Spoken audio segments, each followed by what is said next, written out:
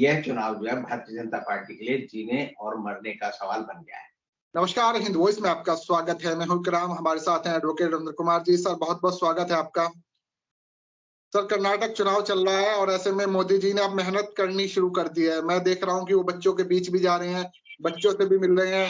कांग्रेस पर आरोप लगा रहे हैं कि वो बजरंग बली के दुश्मन है, एक तरह से उनके मंदिर बंद करवाना चाहते हैं और एक तरह से जो है तुष्टीकरण की राजनीति वो कर रहे हैं।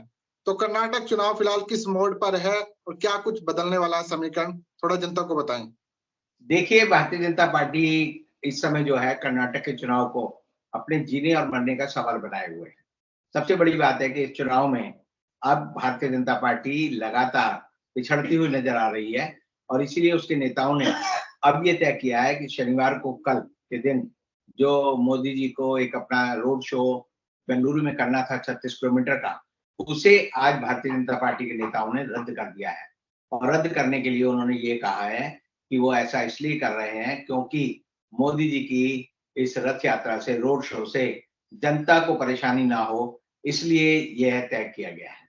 तो इसका मतलब यह है कि उन्होंने पहली बार मोदी जी का कोई कार्यक्रम पूरे देश में, उनके 2014 के चुनाव जीतने के बाद ये पहला कार्यक्रम है जो रद्द करना पड़ा। और रद्द करने का कारण ये है कि वहां पर जनता उनके कार्यक्रमों में नहीं आती। अभी 2-3 दिन पहले ही मोदी जी ने कर्नाटक में एक रोड शो किया था। उसमें मोदी जी एक वाहन पर सवार थे और हेलीकॉप्टर शॉट, जिसे हम बोलते हैं क्रेन शॉट, उससे जो दिखाया गया वो ये दिखा गया है कि मोदी जी हाथ हिला रहे हैं और आसपास जो है जनता नहीं है और जनता के बीच में जो है उनकी दोनों तरफ जो लोग हैं वो दौड़ते हुए चले जा रहे हैं और वही भीड़ जो है लगातार मोदी जी के साथ जा रही है। और फिर मोदी जी ने सड़क पर उतरकर जो है अपना चलना शुरू किया ताकि उससे जो है पता नहीं चलता कि भीड़ है या नहीं है। पहली बार जो है मोदी जी बड़ी सभाएं वहां नहीं कर रहे। पहली बार उनकी सभाओं की संख्या जो है 2 दर्जन, क्या आप समझिए 1.5 दर्जन भी नहीं रही। वो सिर्फ 15 जनसभाओं को वहां संबोधित कर रहे हैं। तो ऐसी हालत में भारतीय जनता पार्टी ने मान लिया है कि हमारे साथ जो है जनता नहीं है और जनता नहीं है तो इसका मतलब यह है कि यह चुनाव जो है भारतीय जनता पार्टी के लिए जीने और मरने का सवाल बन गया है। अभी कल ही एक विचित्र बात जो वहां कर्नाटक में हुई, वो ये हुई कि के ईश्वरप्पा, जिनको कि मोदी जी ने अभी फ़ोन करके कहा था कि भई हम आपकी बड़ी इज़्ज़त करते हैं, आप जो है भारतीय जनता पार्टी का साथ दो। तो उन्होंने एक प्रेस कॉन्फ्रेंस करने के बाद कांग्रेस का घोषणा पत्र पब्लिकली जला दिया। और जलाने का मकसद ये था कि उन्होंने बताया कि मैं इस घोषणा पत्र को प्रेस कॉन्फ्रेंस करने के बाद तुरंत जलाऊँगा। और जलाना ये बताता है कि ये चुनाव आचार संहिता का पूरी तरह उल्लंघन है। अगर एक पार्टी के लोग दूसरी पार्टी का आप देखिए कि अगर घोषणा पत्र जलाएँगे, फिर वो दूसरी पार्टी का पोस्टर जलाएँगे, फिर बैनर जलाएँगे, तस्वीरें लेके जलाएँगे, उनकी एफिजी जलाएँगे, उनके जो है मंच जलाएँगे। तो ये चुनाव का तरीका नहीं है। लेकिन चुनाव के इस तरीके पर अभी तक चुनाव आयोग ने संज्ञान नहीं लिया है। तो इससे पता चलता है कि चुनाव आयोग कितना सुस्त है, कितना परेशान है और कितना पस्त है।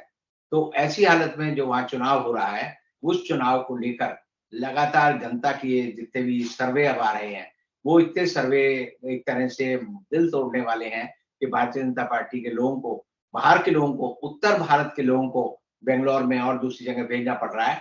जब भी कोई सर्वे करने वाला पूछता है, "भई तुम कहाँ के हो?" तो कोई कहता है मैं बिहार का हूँ, कोई कहता है मैं उत्तर प्रदेश का हूँ। यानी कर्नाटक की जनता आज उनका समर्थन नहीं कर रही। ये उनके लिए बड़ी परेशानी की वजह है। दूसरी एक वजह आप देख सकते हैं कि वहाँ पर जो है जेडीएस, जिसके बारे में इनको ये बड़ा यकीन था कि जेडीएस जो है तीसरी इस पार्टी के रूप में एक लिमिटेड सीटें जो है वोट काटेगी कांग्रेस का या दूसरे लोगों का और फिर वो जो है ये डिसाइड करेगी कि कर्नाटक का राजा कौन हो, कर्नाटक का मुख्यमंत्री कौन हो। तो ऐसी हालत में जेडीएस भी लगातार पिछड़ती जा रही है। तो ये चुनाव जो है मोदी जी के ऊपर नाम पर न लड़कर अब लगातार भारतीय जनता पार्टी कोशिश कर रही है कि वो ये कहे कि हम जेपी नड्डा, जो कि उनकी भारतीय जनता पार्टी के अध्यक्ष हैं, उनके नाम पर लड़ रहे हैं, उनको आगे करके लड़ रहे हैं। और इसीलिए जो सर्वेक्षण आ रहे हैं उसमें जो फोटो दी जाती है वो मोदी जी की नहीं आती, उसमें जेपी नड्डा की फोटो आती है, जो कांग्रेस के अध्यक्ष हैं उनकी फोटो आती है, जेडीएस के जो देवगौड़ा के बेटे हैं उनकी फोटो आती है। और इस तरह जो है लगातार चुनाव में बीजेपी ये मान रही है कि हम जो है सिर्फ एक ही चीज पर चुनाव जीत सकते हैं। अगर वहां पर वो लगातार लोगों की धार्मिक भावनाओं को भड़काने के लिए अभी उन्होंने, भारतीय जनता पार्टी के नेता अब जो है एक तरह से इस चुनाव में कई तरह के विवाद खड़ा करना चाहते हैं और हम जो देख रहे हैं वो ये देख रहे हैं कि वहाँ की जनता और वहाँ पर जिस तरह से चुनाव का प्रबंधन हो रहा है, वो इतना शांत है कि इस चुनाव में किसी तरह की दंगे की आशंका नहीं है, किसी तरह का जो जुबानी जमाखर्च के अलावा और तरह की हिंसा नहीं है और चुनाव बड़ा पीसफुल हो रहा है।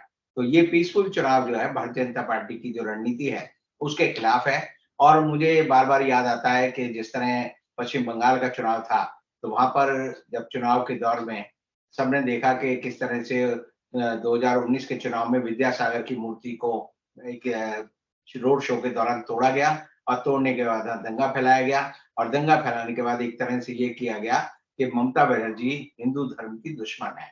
और इसी तरह जो है अब कर्नाटक में हर जगह ये कहा जा रहा है कि बजरंग दल का मतलब है बजरंग बली का अपमान और इसीलिए वो ये कह रहे हैं कि अब हम हर जगह पर जो है बजरंग बली के मंदिर बनाएँगे।